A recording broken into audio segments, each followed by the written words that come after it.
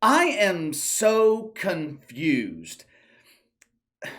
Anytime I present something to you guys, I am confident in what I'm talking about. Now, that doesn't mean I'm always right. I do miss things from time to time, but most of the time, when I present a story to you, I am overly prepared.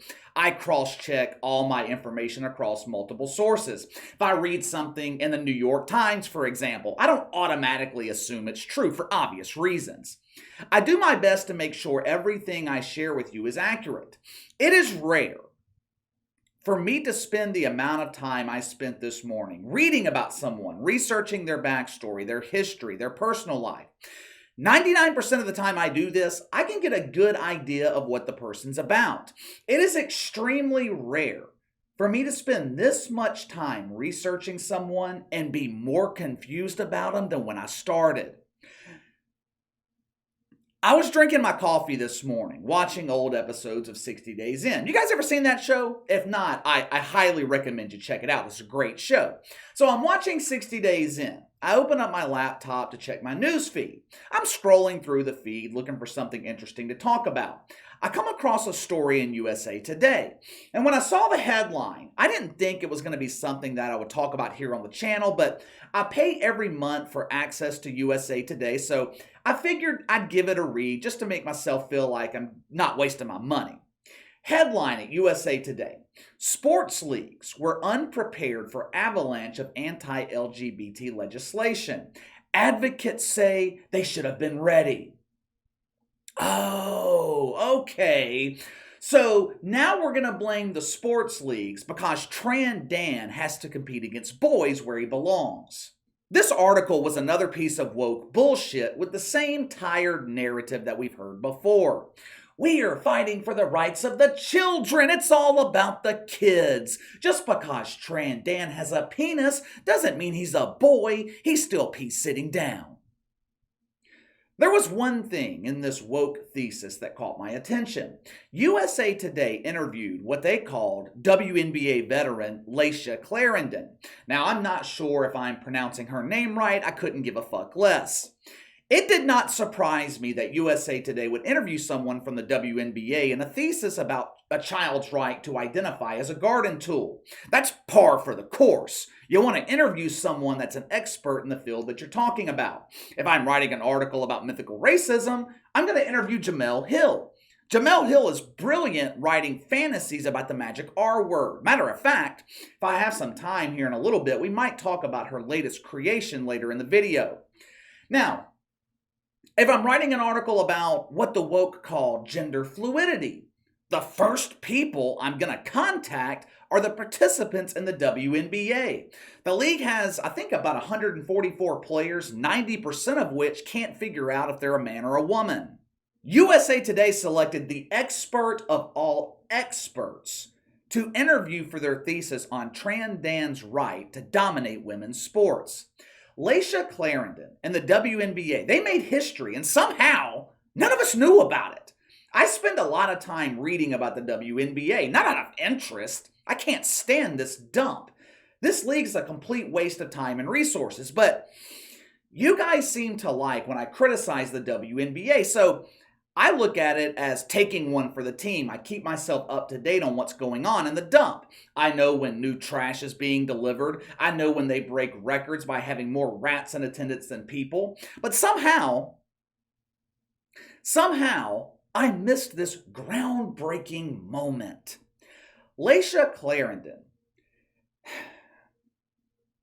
She has accomplished so much in her 9-year career. There's no doubt she is going to be a first ballot Hall of Famer. Now, she didn't achieve shit on the court, which I suppose is normal in the WNBA. Someone scores 20 points in a game, the WNBA claims that player's on fire.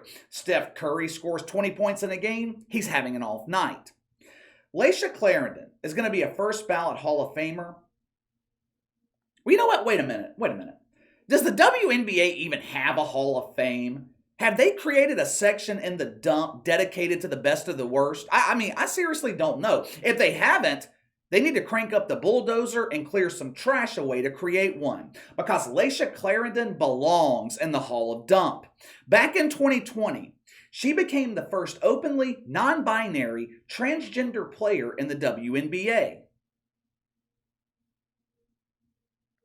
Do you see why I'm confused here? I'm failing to connect the dots. I have done a lot of research on the identifiers. I was under the impression that someone who identifies as non-binary doesn't have a gender. They have a catheter connected at all times so they can properly use the bathroom. They watch non-binary porn, which consists of two people staring at each other, confused about what the fuck to do. Neither one of us have sexual organs. What are we supposed to do? Don't you worry, I studied about this at Woke U. This is why they invented the woke hug. Get on over here. Let me show you how it's done. How can Layshia Clarendon be both non-binary and transgender? In my state of confusion, I wanted to see if Layshia Clarendon was her real name and if she was born female, born male, or if she was in fact born a shovel.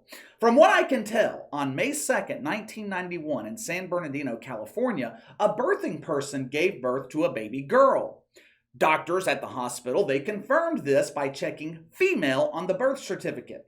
Now, as you guys know, this does not mean Layshia Clarendon is a girl. Those damn doctors, they're known to make mistakes. According to the experts in gender identification, many doctors, they have trouble properly identifying gender.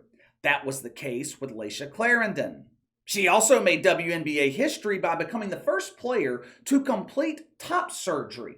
Casey, what the hell's top surgery? I'm glad you asked because I had no idea either. Top surgery. It is a necessary procedure when a doctor misgenders someone at birth. You see, the poor girl, she grows up. Her chest begins to develop and she wants it removed. She goes to the woke doctor for a proper diagnosis of being misgendered. He wokely changes her gender from female to male and reconstructs her chest. Okay. I guess. Okay.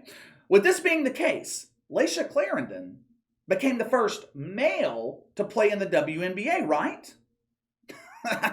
Right? In 2015, she identified herself as black, gay, female, and non-cisgender, whatever the fuck that means. Now that she has completed top surgery, we have to remove female from the identification of Layshia Clarendon, right? Not so fast. As recently as last year, Layshia Clarendon informed the world of her preferred pronouns. She wants to be addressed with he, him pronouns, they, them pronouns, and he, him pronouns. What? What? I'm so fucking confused here. For one, you missed it. Two, how can you go by every fucking available pronoun? What are you? Are you a man? Are you a woman? Are you a woman who wants to be a man? Are you a man who wants to be a woman? What is going on here? I know one thing you are, you're confused. I actually feel bad for Layshia Clarendon. It has got to be a miserable existence.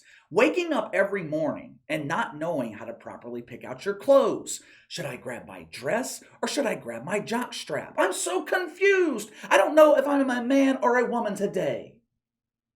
But who I really feel bad for is the child in this situation. Back in 2017, Layshia Clarendon married Jessica Dolan. I think they identify as husband and wife. I guess it just depends on the day. Hell, they might identify as Shovel and Rake. Who fucking knows? December 25th, 2020, Shovel and Rake, they make an announcement. It was an odd day to make this particular announcement. Christmas Day is reserved for us normal people. Woke Christmas takes place in June, which would have been more appropriate for this breaking news. Christmas 2020. They announced that they had conceived a child. On this day, a child is born. We shall call it Axe Handle. All kidding aside, they announced the child's name as Baby C. Okay, to each their own. The couple also announced they are raising their child with gender expansiveness. KC, what the hell does that mean? Honestly, I have no idea. I'm just as confused as you are. My assumption would be when this kid was born and the doctor checked the box for male or female, Layshia Clarendon grabbed the eraser and erased it. Our child will decide its own gender, you asshole. How dare you misgender our baby? This is absolutely ridiculous. I don't like criticizing people on how they choose to raise their children. I'm not a parent. I know nothing about raising kids, but raising a child in an environment where they're confused about their gender, it just seems wrong to me. Growing up is hard enough. You're trying to figure out who you are, who you're going to become. Kind of hard to do that when you don't know your gender. Not only that, your parents don't know either. It's the blind leading the blind. This poor child, it doesn't know whether to call Layshia Clarendon mom or dad. Mommy, don't call me that. I'm daddy today. Daddy? What the hell's wrong with you, kid? Don't you see I'm wearing a dress? Layshia Clarendon is currently a free agent. She hasn't played in the WNBA all season. Now, I don't know if she's out of the league right now because her skill set has diminished or they can't figure out if she belongs in the WNBA or the NBA. All I know is this was one of the most confusing people I've ever read about. Seriously, I really do feel bad for Layshia Clarendon. At 31 years old, how do you not know if you're a man or a woman? Just pick one of them. It's not that hard to do. Do I want to be standing up or sitting down? Like I said, this has got to be a miserable existence. And they're passing down this misery to an innocent child. Doesn't seem right to me, but what the hell do I know? I'm not a parent. Maybe we'll get into Jemele Hill later this afternoon. I got to head out to lunch, and honestly, I'm just not in the mood to blast another woke shitfuck right now. But let me know what you think. Layshia Clarendon making WNBA history by being the first man to play in the league or something like that. Who the hell knows? I don't know. Sound off in the comments below. Make sure to like and subscribe. Click the notification bell to receive all notifications from the channel. Best way to contact me is by email at btlkc84@gmail.com, KC_BTL84 on Twitter. I'll see you guys later.